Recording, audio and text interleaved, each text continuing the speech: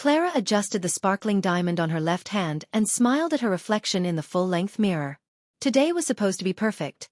Her engagement party was the talk of the city, held in the grandest ballroom of the Fairmont estate, adorned with crystal chandeliers and fresh roses that smelled like spring itself. Everything felt like a dream she had worked toward for years. Daniel, her fiancé, stood across the room, chatting animatedly with a few family friends. His tailored suit fit him like a second skin, his confident smile drawing admiring glances. Clara's heart swelled with pride. She loved him, not just for his looks or charm, but for the way he understood her, the subtle touches, the quiet patience he always offered.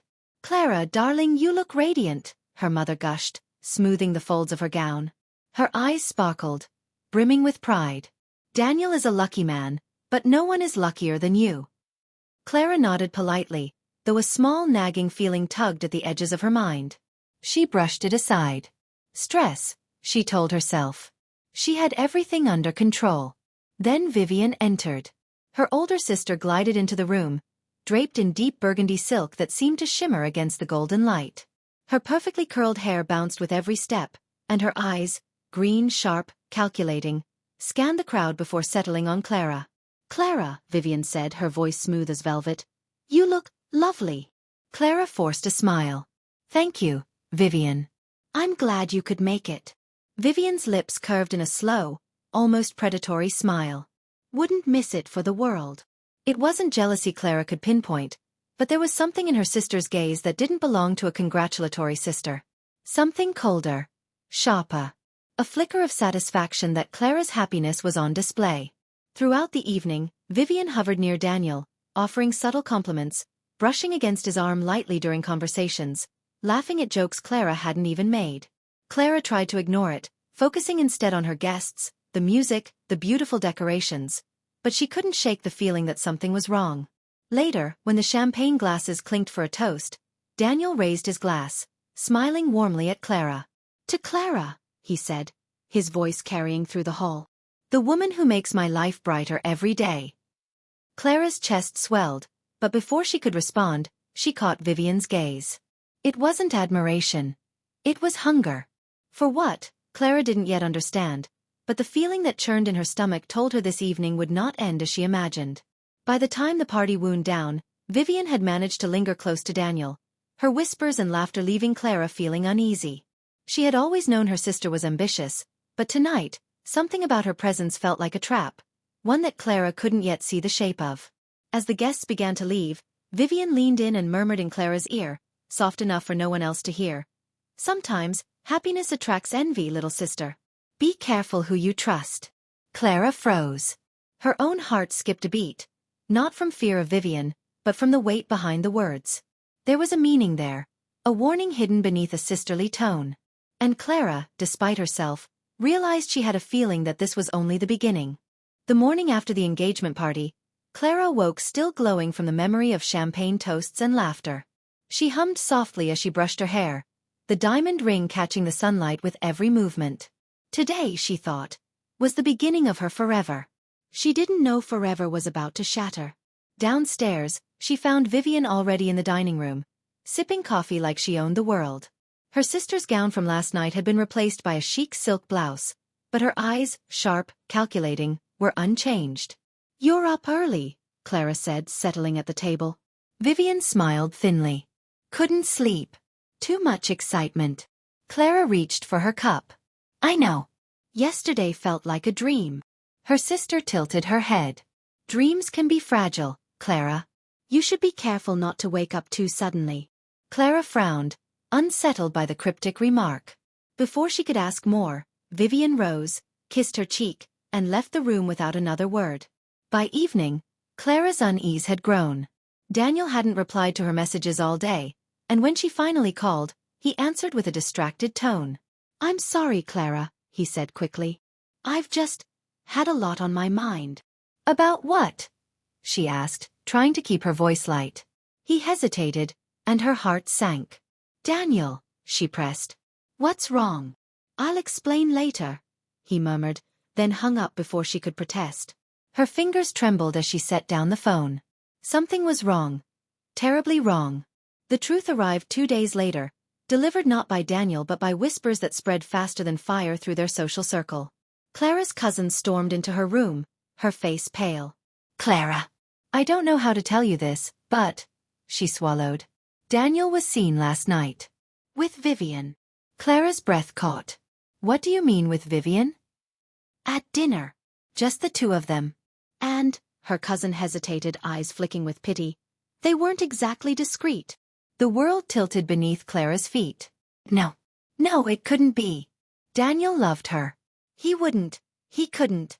But deep inside, the unease she had ignored since the engagement party flared into a raging fire. She remembered Vivian's lingering touches, her too bright laughter, the warning whispered in her ear. By the time Clara confronted Daniel, the truth was undeniable. They met at the garden terrace, under the same roses where he had once knelt to propose. But his eyes no longer shone with love. "Clara," he began, his voice heavy with guilt, "I didn't mean for this to happen." Her chest tightened. "Didn't mean for what?" "For my sister to steal my fiancé." "Vivian," he faltered, glancing away. "She understands me in ways I didn't expect. It just happened." The slap of betrayal was louder than any sound. Clara's diamond ring seemed to burn on her finger, mocking her.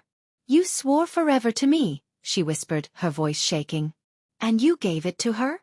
Daniel reached for her hand, but she pulled back as though his touch were poison. Vivian arrived then, unashamed. Her expression was not apologetic, but triumphant. "Clara, don't make this harder than it is," she said smoothly.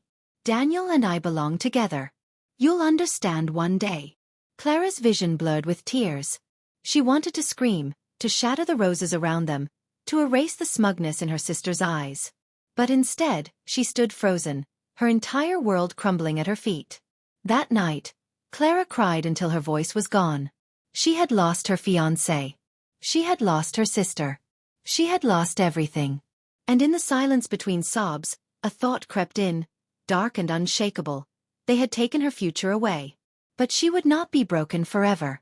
The scandal spread faster than Clara could hide from it. Within a week, every corner of their social circle buzzed with whispers of how Vivian had stolen Daniel, leaving Clara humiliated. Wherever she went, eyes followed her, some pitying, some gleeful, all unbearable. Her parents were livid, but not in the way she expected. At the long oak dining table, her father's voice thundered. "Vivian has already announced her engagement to Daniel. The news is everywhere. What do you expect us to do, Clara? Sit here while the family name is dragged through the mud?" Clara's chest tightened. "I didn't cause this," she whispered. Her mother's face was drawn with worry lines. "People don't care who's at fault. They'll say our family couldn't keep its promises. That our daughters are at war. We cannot afford more disgrace." Clara swallowed her anger. Even now, they cared more about appearances than her broken heart. That was when the unthinkable suggestion was made. "There is a young man," her father said stiffly, "from the nearby village. His name is Liam. A hard-working, humble fellow. If you marry quickly, people will stop talking about Daniel and Vivian. The shame will fade." Clara's breath caught. "A villager? You want me to marry a stranger, just to save face?" Her mother reached across the table, her tone soft but firm. "It's not about punishment, Clara. It's about survival. You must understand." Clara stared at them in disbelief. First her sister, then her fiancé, and now her own parents. Each one cutting her down, stripping her choices away. She wanted to scream, to run, to refuse. But deep inside, exhaustion numbed her. If this was the price of ending the whispers, perhaps she had no choice. 2 weeks later, she stood in a modest village chapel, her lace gown a stark contrast to the simple wooden pews and faded decorations. The air smelled faintly of incense and wildflowers.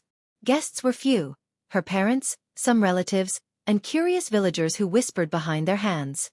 And there was Liam. He stood tall at the altar, broad-shouldered, dressed in a plain suit. His features were striking but unpolished, his dark hair slightly unruly, his eyes calm and unreadable. He bowed his head respectfully when Clara walked down the aisle, but there was no glimmer of excitement in his gaze. He was as much a stranger to her as she was to him. As vows were exchanged, Clara felt nothing. No spark, no joy, only resignation. She spoke the words like reciting lines in a play, her voice hollow. When Liam gently slipped the simple gold band onto her finger, her thoughts burned with one truth. This isn't my life. This isn't my choice. The ceremony ended quickly, and applause filled the chapel. Clara forced a polite smile, her insides twisting with bitterness. From across the room, she caught the faintest glimpse of Vivian's face. Her sister had come to witness it, dressed elegantly, Daniel by her side. The smirk tugging at Vivian's lips told Clara everything. This had been her sister's victory. But as the villagers congratulated the new couple, Clara noticed something strange. Liam wasn't flustered by the crowd. He wasn't shy or awkward, as she expected from a humble villager. He accepted handshakes with quiet confidence, his words measured, his presence commanding in a subtle way. It unsettled her, though she quickly dismissed it.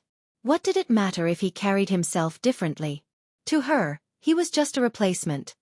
Someone thrust into her life because her sister had stolen everything else. That night, in the quiet of their small new home, Clara sat on the edge of the bed, staring at the bare walls. Liam approached, stopping a respectful distance away. "I know this wasn't what you wanted," he said quietly. "I won't pretend otherwise. But I'll do my best to make sure you don't regret this marriage." Clara blinked, surprised by the sincerity in his tone. Still, her heart was too raw, her wounds too fresh. "You don't need to try," she muttered, turning away. "This was never about what I wanted." Liam didn't reply. He simply nodded, as though he understood more than she realized, and left her to her thoughts. And for the first time that night, Clara wondered, who exactly was this man she had married? Clara had grown up in a world of glittering chandeliers, silk sheets, and polished silverware. The first morning in the village was nothing like that. She woke to the sound of roosters crowing and sunlight streaming through thin curtains. The bed was stiff, the wooden floor creaked under her feet, and the faint smell of smoke from the kitchen lingered in the air. When she opened the wardrobe, instead of designer dresses and perfumes, she found neatly folded but simple clothes. Plain cotton dresses, no embroidery, no lace. Her chest tightened. So this is my life now. Liam was already awake, chopping wood outside with steady, precise swings. His shirt clung to his back with sweat, and his movements were efficient, practiced. Clara lingered at the window, frowning. He didn't look like a simple villager, his posture was straight, his arms strong but refined. Yet, she shook her head. Appearances could be deceiving, and she refused to give him more thought than necessary. At breakfast, Liam placed a bowl of porridge in front of her. "Eat. You'll need your strength." Clara wrinkled her nose. "I don't eat this kind of food." His dark brows arched, but his tone stayed calm. "Then you'll learn. Out here we don't waste." His composure unsettled her. Most men she had known scrambled to please her, afraid of her temper or her family's influence. But Liam? He wasn't dismissive, but neither was he intimidated. He spoke to her like an equal. The day passed in awkward silence. Clara wandered the small home, restless and dissatisfied, while Liam worked, tending to the garden, fixing a loose door hinge, greeting neighbors who stopped by to meet the new wife. Clara hated their curious glances and whispered comments. To them, she was a spoiled city girl forced into simplicity. She felt like a caged bird, her wings clipped. One afternoon, a group of village women invited her to join them baking bread. Clara declined stiffly, earning amused looks. "She'll come around," one of them said with a laugh loud enough for her to hear. Clara flushed with shame and anger. That evening she lashed out. "You're enjoying this, aren't you? Watching me struggle. Watching me become a joke in front of strangers." Liam's eyes met hers steadily. "No," he said simply. "I'm watching you learn." The words stung because they felt true. And Clara hated that. Still, she couldn't ignore the oddities about him. His hands, though calloused, bore faint marks of someone who once wore rings. His speech carried refinement, his vocabulary broader than most villagers she had met.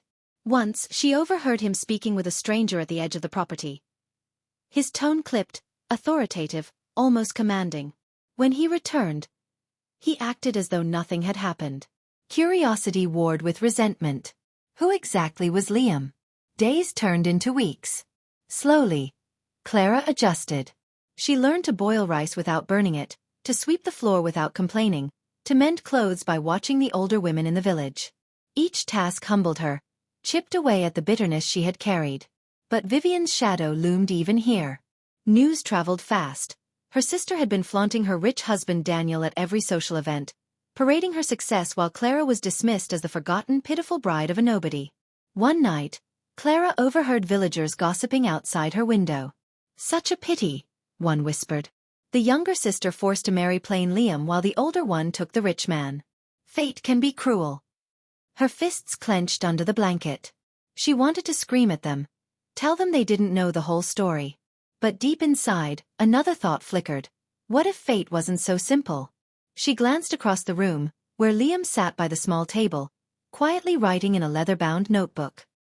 He looked up briefly, their eyes meeting, and for a heartbeat Clara saw something there. An intensity, a depth that made her heart stutter. This wasn't over.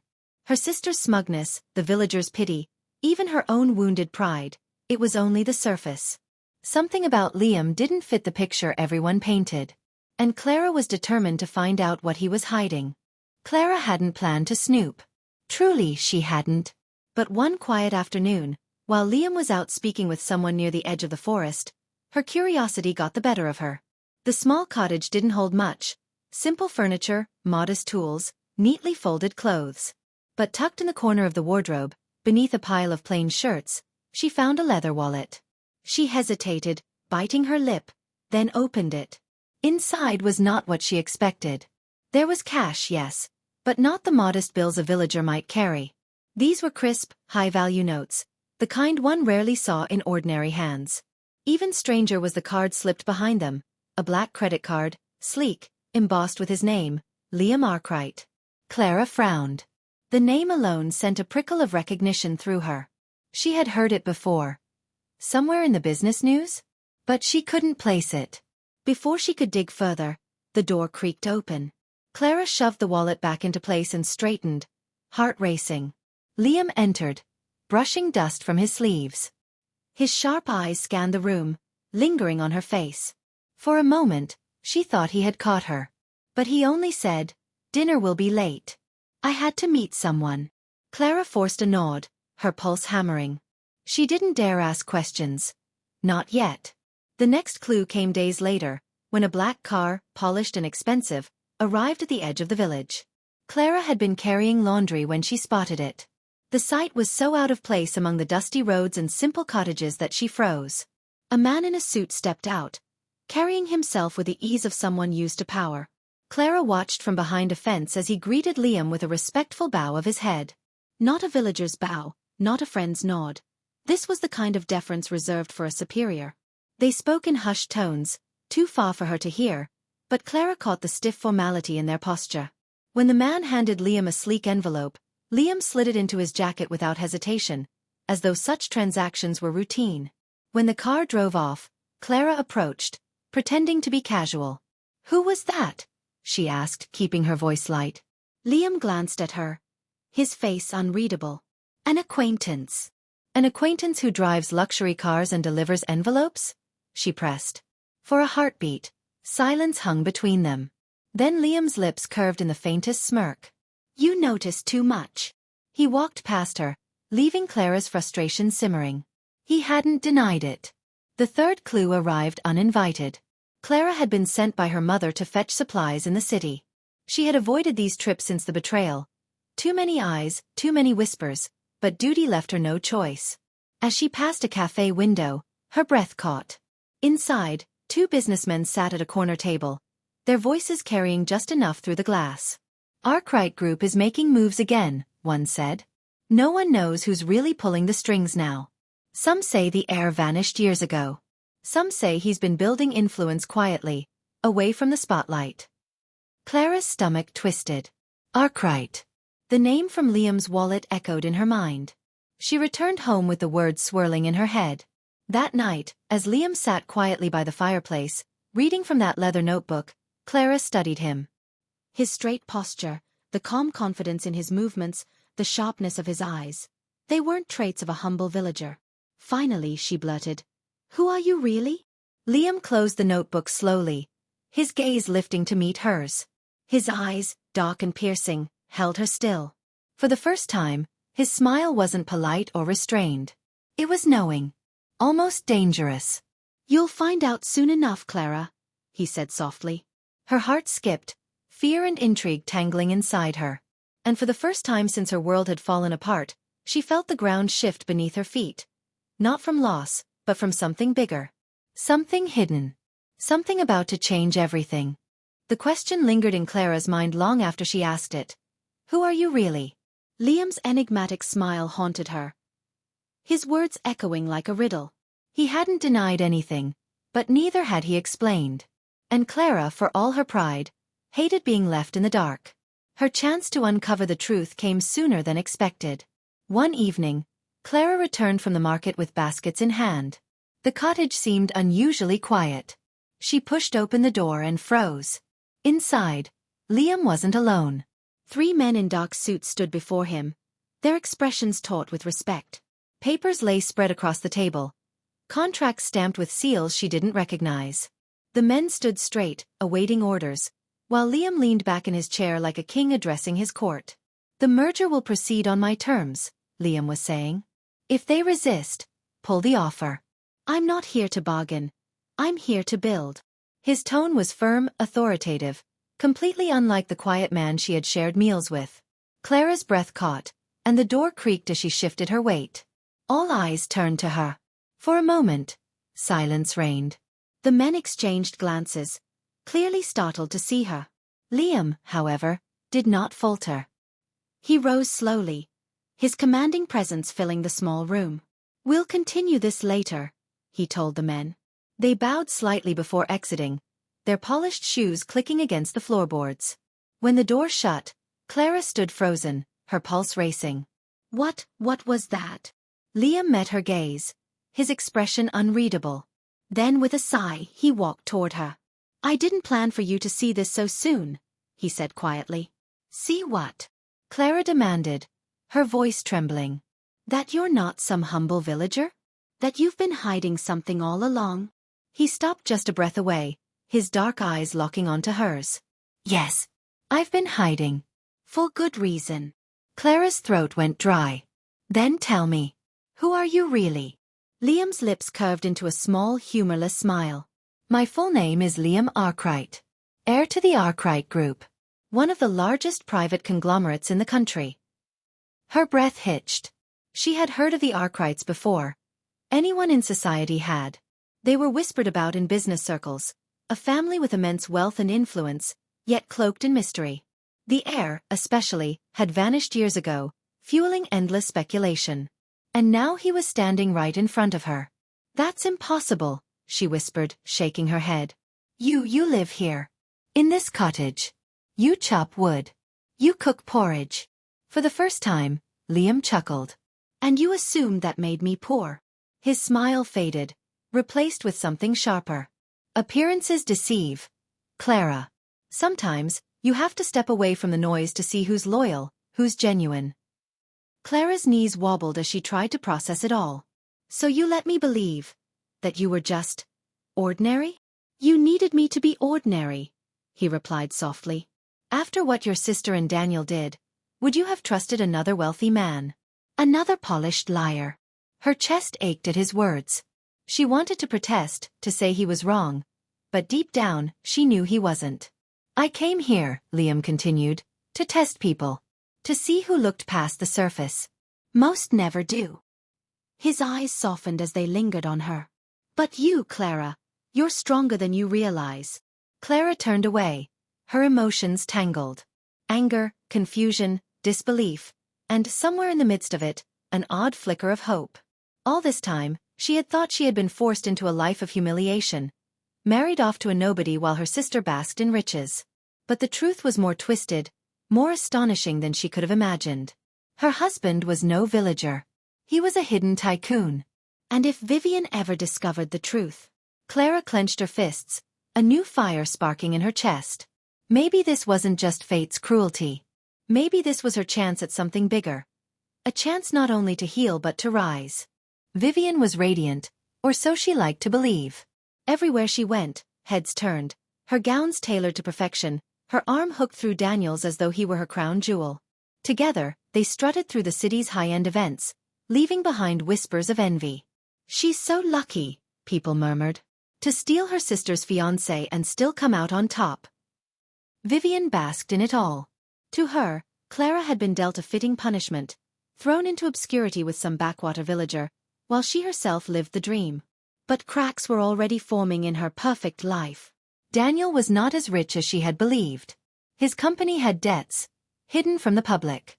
The grand parties they attended were mostly on borrowed credit, favors owed to old friends.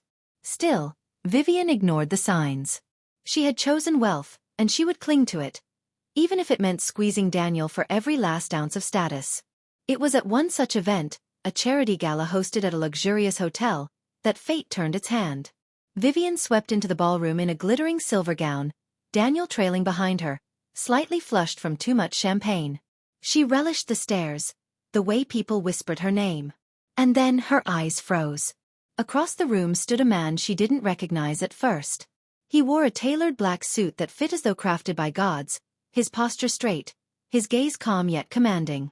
Business elites flocked around him like moths to flame, each eager for a word, a nod, a fleeting smile. Vivian leaned toward Daniel. "Who's that?" Daniel squinted. "That's Liam Arkwright, the heir who vanished years ago. Word is, he's back, and ready to take the business world by storm." Vivian's heart lurched. Liam? No. It couldn't be. It couldn't possibly be that Liam. Her lips parted, her pulse thundering in her ears. She searched his face, sharp and refined now, nothing like the simple villager she remembered sneering at. But the eyes, those dark, steady eyes, were the same. Her stomach dropped. Vivian felt her smile crack for the first time in years. On the other side of the ballroom, Liam noticed her too. His gaze flicked briefly across the crowd, settling on Vivian and Daniel. A faint, almost imperceptible smile tugged at his lips before he turned back to his companions. Clara stood beside him, dressed in an elegant evening gown he had provided. Nothing flashy, but the kind of quiet luxury that outshone Vivian's glittering excess. The contrast was unmistakable. Vivian's throat went dry. Clara, who had been humiliated, discarded, pitted, was standing at Liam's side. Not as some forgotten wife, but as the partner of a man whose very presence dominated the room. Vivian clutched Daniel's arm tighter, her nails digging into his sleeve. He barely noticed, too busy grumbling about missed opportunities and connections they needed to make. Jealousy, hot, sharp, and venomous, burned through Vivian's chest. For the first time, she felt the ground shift beneath her carefully built world. It wasn't she who had won. It was Clara.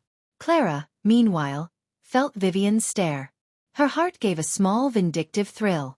Months ago, she had been forced into marriage, humiliated by her own family, cast aside like nothing. But now, standing beside Liam, she finally saw her sister's composure falter. And it felt liberating. For the first time since her world had crumbled, Clara smiled. Not the fragile smile of endurance, but the calm, victorious smile of someone who had survived betrayal and risen higher than her betrayers. Vivian's regret had only just begun. Vivian had always believed she was untouchable. Stealing Clara's fiancé, flaunting her triumph, twisting every situation to her favor, she had mastered the art of control. But tonight, at the grand gala, the illusion began to crumble. Liam Arkwright moved through the crowd with an authority that made the room bend around him. Every handshake, every nod, every brief smile carried weight. He wasn't just a man of wealth, he was power incarnate. And Clara, standing beside him, no longer trembled or hid. She matched him stride for stride, her own quiet confidence growing like wildfire. Vivian felt it immediately. The shock of realization, sharp and cold. She had underestimated both Clara and Liam. From across the room, Liam's gaze found hers. It was subtle, a fleeting glance, but it carried an unspoken warning. Clara understood. Liam wasn't just powerful. He was strategic, calculating, and fully aware of Vivian's presence. The first blow came subtly, almost imperceptibly. A well-dressed investor approached Vivian, mistaking her for the one with influence. "We'd love to discuss potential funding for your ventures," he said, smiling politely. Vivian's eyes sparkled with excitement. She gestured toward Daniel. Yes. He handles all of that." But Daniel faltered. His usual smooth charm cracked under the pressure of Liam's unseen presence. The investor glanced around, noticed the whispered conversations, the way Liam's associates dominated the edges of the room, and hesitated. Vivian's confidence wavered. He. Clara's lips curved into a faint smile. She didn't speak, didn't need to. Liam's presence alone, calm, authoritative, unyielding, was enough to tip the scales.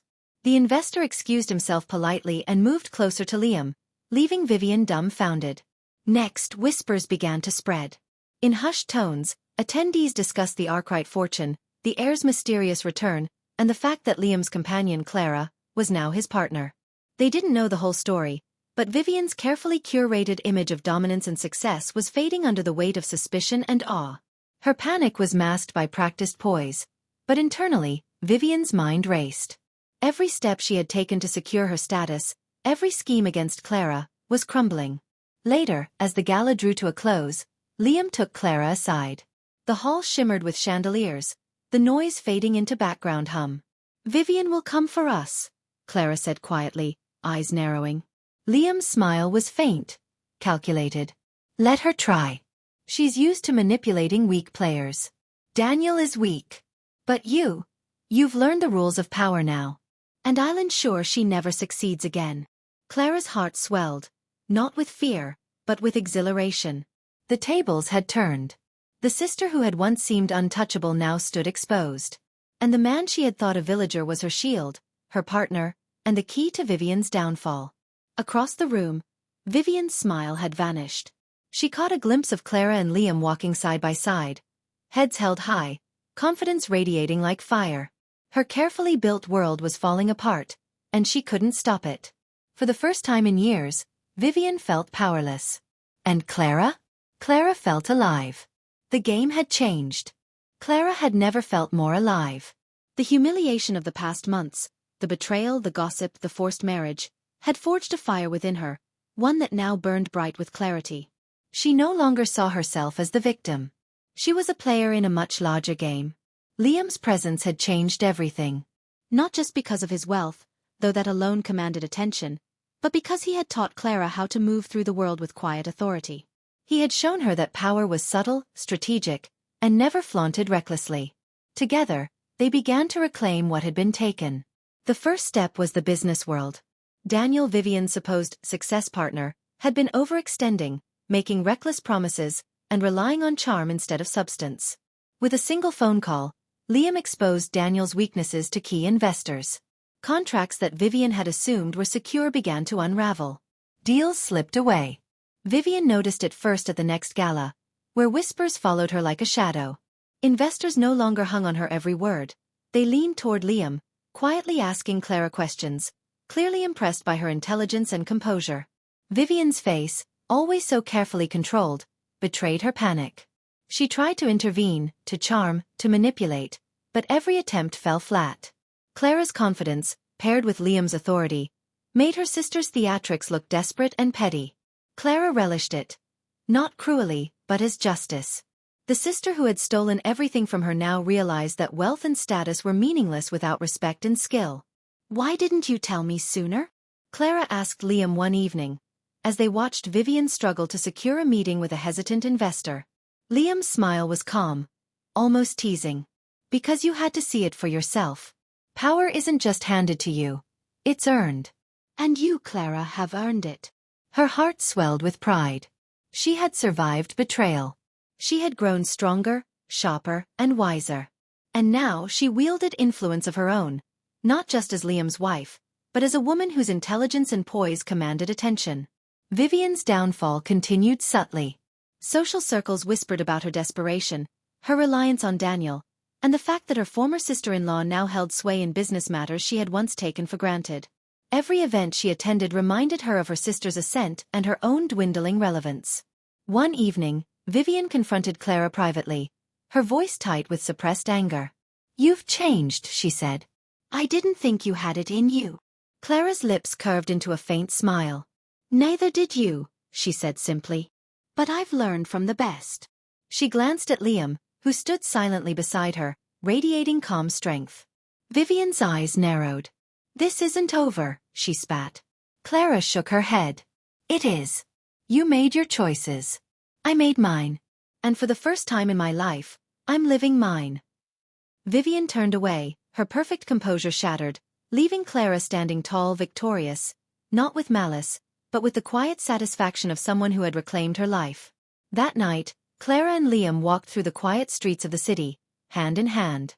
The world was vast, full of opportunities, and finally, full of fairness. They didn't need to flaunt wealth or power. Clara had learned that true influence came from resilience, intelligence, and courage. And for the first time in months, she slept without fear, without bitterness, knowing the future was hers to shape.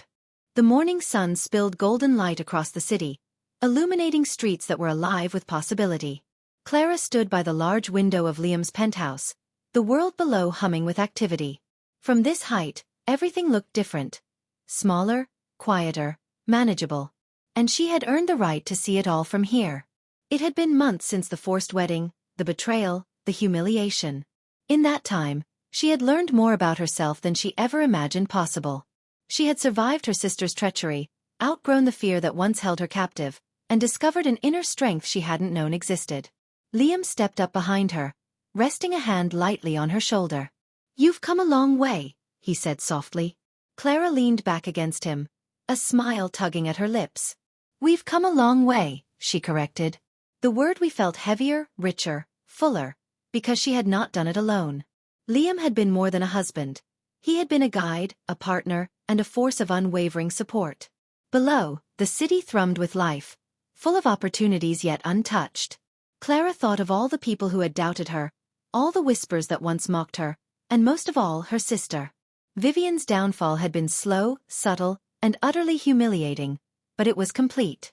Investors and socialites alike had realized that her wealth and charm were hollow without competence. Daniel, unable to compete with Liam's strategic genius, had quietly faded from prominence, leaving Vivian isolated.